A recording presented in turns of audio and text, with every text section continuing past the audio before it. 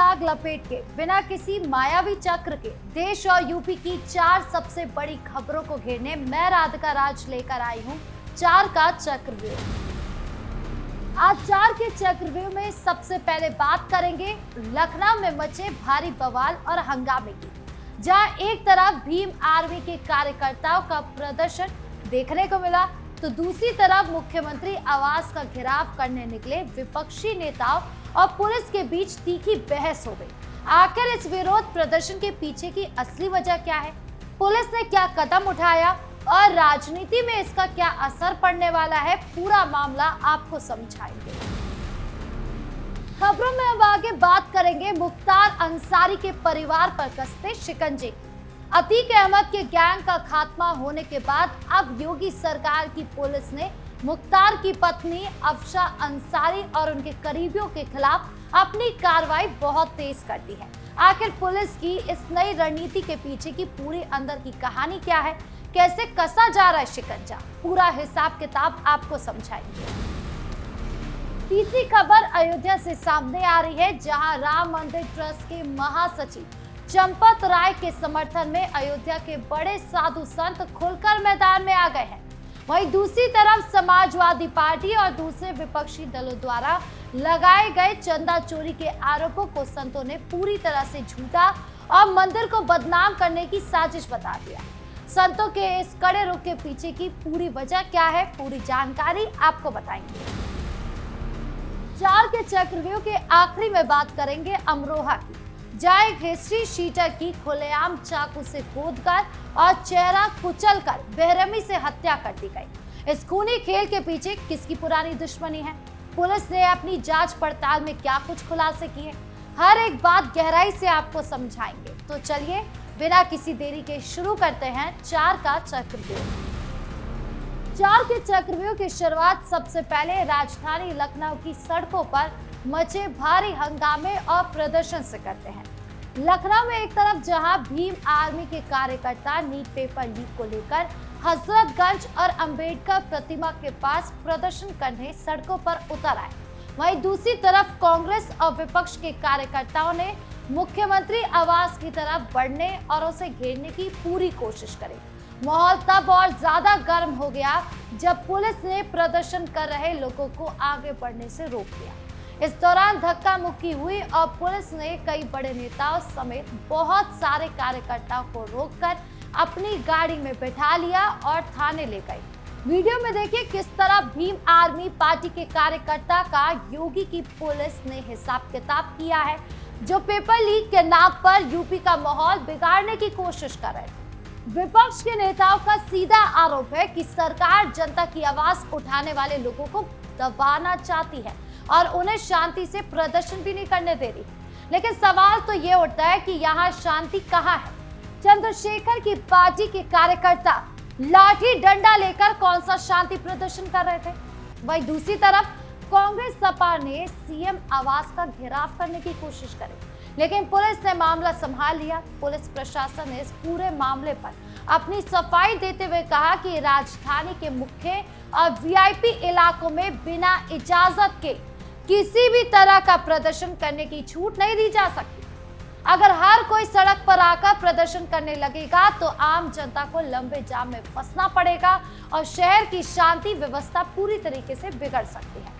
फिलहाल पुलिस ने पूरे इलाके में चौकसी बढ़ा दी है, लेकिन विपक्ष ने पुलिस की इस कार्रवाई को तानाशाही बताया और चेतावनी दी है कि इसके खिलाफ पूरे राज्य में बड़ा आंदोलन करेंगे। अब बढ़ते हैं 4 के चक्रव्यूह की दूसरी बड़ी खबर की तरफ, जो उत्तर प्रदेश में अपराधियों और माफियाओं के खिलाफ चल रही सरकारी कार्रवाई से जुड़ी हुई है।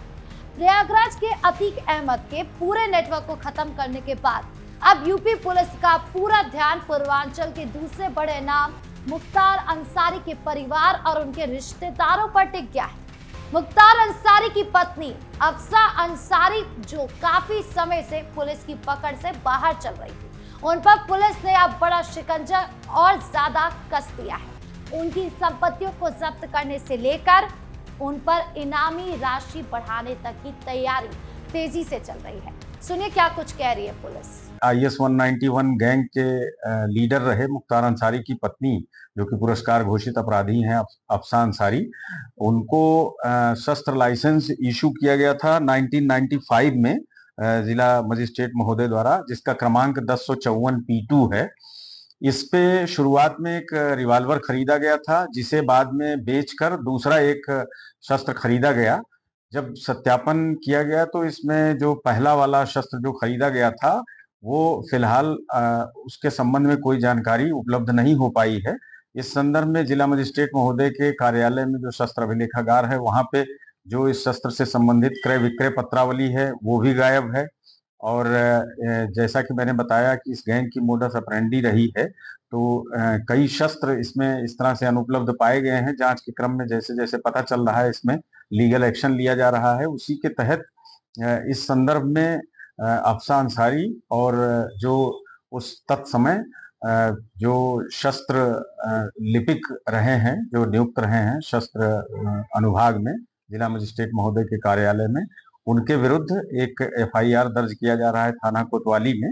और इस संबंध में जो अग्रेतर वैधानिक कार्यवाही है वो थाना कोतवाली के द्वारा संपादित की जा रही है। उत्तर प्रदेश पुलिस का ये कदम साफ दिखाता है कि सरकार का इरादा केवल अपराधियों को सजा देने का नहीं, बल्कि उनके पूरे आर्थिक तंत्र और कमाई के अवैध जरियों को पूरी तरह खत्म करने का है। मुख्तार की पत्नी अफसा अंसारी पर डरा धमकाकर पैसे वसूलने, जालसाजी करने, कानून तोड़ने जैसे कई गंभीर मुकदमे दर्ज हैं। वो काफी दिनों से फरार है और पुलिस की टीमें उनकी तलाश में जुटी हुई है। पुलिस प्रशासन ने उन सभी लोगों की एक सूची तैयार कर ली है जो उन्हें भागने में मदद कर रहे हैं या उनकी गैर कानूनी जमीनों और पैसों का हिसाब किताब रख रहे हैं। गाजीपुर, मऊ, आजमगढ़, लखनऊ समेत कई बड़े शहरों में पुलिस और विशेष जांच टीम लगातार छापेमारी कर रही है। प्रशासन ने साफ साफ चेतावनी दे डाली है कि जो भी व्यक्ति किसी भी फरार आरोपी की मदद करेगा, उन्हें पनाह देगा या उसकी अवैध संपत्ति को अपने नाम पर छिपाया जाएगा, उस पर भी कानून के तहत बराबर की कार्रवाई की जाएगी। सरकार का ये सख्त रवैया ये बताता है कि कानून की नजर में कोई कितना भी बड़ा या ताकतवर क्यों ना हो, वो बच नहीं सकता। बढ़ते 4 के चक्रव्यूह की तीसरी बड़ी खबर की ओर, जो अयोध्या में राम मंदिर के निर्माण और उस पर हो रही राजनीति से जुड़ी है। श्री राम जन्मभूमि तीर्थ क्षेत्र ट्रस्ट के मुख्य पदाधिकारी चंपत राय पर जब समाजवादी पार्टी और कुछ अन्य विपक्षी दलों ने पैसे के हेरफेर और चंदा चोरी के गंभीर आरोप लगाए, तो अयोध्या के साधु संत उनके समर्थन में खुलकर सामने आ गए। अयोध्या के सभी प्रमुख मंदिरों के बड़े बड़े संतों ने एक साथ मिलकर बैठक की और चंपत राय का समर्थन करते हुए विपक्ष के इन आरोपों को पूरी तरह से गलत और झूठा बता दिया। चंपत राय जी पर यह हुआ कि जो जांच कमेटी तय करेगी, हम संत और अयोध्या के नागरिक पूरे देश को उसकी भावनाओं का स्वागत करना, क्योंकि जब एक पंच परमेश्वर गांव में निर्णय सुनाते हो माना जाता है। हम किसी पर इस तरह अनर्गल प्रलाप न करें, दोषारोपण न करें, जिससे संदेश निगेटिव जाए पूरी दुनिया में और हमारी हिंदुओं की भावनाएं हाथ। इस तरह से कुछ नहीं होना। इसी पे चर्चाएं हुई। संतों ने आरोप लगाया कि समाजवादी पार्टी और उनके साथी दल केवल अपनी राजनीति चमकाने और उनके समर्थकों को खुश करने के लिए राम मंदिर ट्रस्ट और सनातन परंपरा से जुड़े लोगों पर झूठे और मनगढ़ंत आरोप लगा रहे हैं। यही नहीं, संतों ने विपक्षी नेताओं को चुनौती भी दी है कि अगर उनके पास अपने दावों को साबित करने के लिए कोई पक्के सबूत है तो वो सीधे अदालत में जाए, वरना मीडिया में आकर बिना वजह आरोप लगाना और लोगों के बीच भ्रम फैलाना बंद करें। संतों के इस रुख से साफ है कि वो मंदिर के मामले में किसी भी तरह की राजनीति को बर्दाश्त करने के बिल्कुल भी मूड में नहीं। 4 के चक्रव्यूह के अब आखिरी हिस्से में बात करेंगे अमरोहा से आई उस दिल दहला देने वाली घटना की, जिसने पूरे इलाके में लोगों को डरा कर रख दिया है। अमरोहा जिले में एक पुराने शातिर अपराधी हिस्ट्री शीटर की खुलेआम बीच रास्ते में चाकू मार मार कर हत्या कर दी गई। इतना ही नहीं, हमलावरों का गुस्सा इतना ज्यादा था कि उन्होंने उसकी पहचान छुपाने और अपनी पुरानी रंजिश निकालने के लिए उसके चेहरे को किसी भारी चीज से बुरी तरीके से कुचल दिया, जिससे उसकी मौत हो गई। और घटना की खबर मिलते ही अमरोहा पुलिस के बड़े अधिकारी भारी पुलिस बल के साथ तुरंत मौके पर पहुंचे। पुलिस ने शव को अपने कब्जे में लेकर जांच के लिए अस्पताल भेज दिया। पुलिस की शुरुआती जांच पड़ताल से ऐसा लगता है कि यह हत्या किसी पुरानी रंजिश, आपसी दुश्मनी या फिर पैसे के लेन देन के विवाद की वजह से की गई। मारा गया व्यक्ति पहले से ही कई आपराधिक मामले में शामिल रहा था और उस पर पुलिस थाने में कई मुकदमे दर्ज थे। इसीलिए पुलिस उसकी पुरानी दुश्मनी वाले सभी लोगों से पूछताछ कर रही है।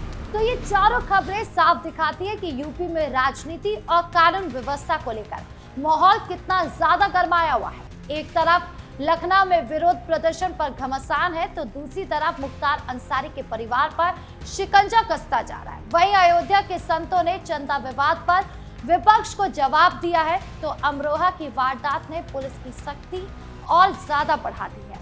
तो साफ है प्रदेश में कानून का राज ही चलेगा और ढील किसी को नहीं मिलेगी। तो 4 के चक्रव्यूह में आज के लिए बस इतना ही। कैसा लगा वीडियो कमेंट बॉक्स में जरूर बताएं। वीडियो को लाइक करें, शेयर करें और चैनल को सब्सक्राइब करना ना भूलें। धन्यवाद।